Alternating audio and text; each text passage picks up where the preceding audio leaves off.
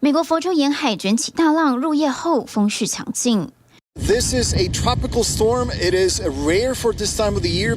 接近年末，却有风暴来袭，打乱度假气氛。佛州超过50年历史的冬季游船活动被迫取消，因为这场风暴可不是闹着玩。Had a record tide this morning out of Charleston. Here's a look when it hit 9.8 feet. 3公尺大潮打破纪录，影响范围也不断扩大，从佛州一路北上，直到纽约。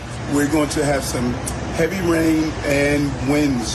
整个美东都笼罩在风雨中，未来几天强度加剧，沿海地区1700万居民恐受冲击。位于南半球的阿根廷同样有风暴影响，港口城布兰卡湾严重受创。镜头前的体育馆屋顶倒塌，导致13人不幸死亡。街道上一整排路树倒塌，下方轿车后方玻璃直接被刺穿。所幸当时车内没人，否则后果不堪设想。Estamos en un momento de cambio, encima estamos muy difícil, ¿viste? En casa estamos muy justo. 新上任的阿根廷总统第一时间就到现场看灾，陪同的安全部长坦言当地情况不乐观。Bueno, es un escenario muy duro, sobre todo acá en este club.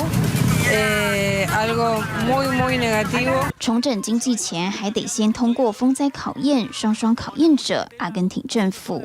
TVBS 新闻综合报道。想看最完整的新闻内容，记得下载 TVBS 新闻网 APP。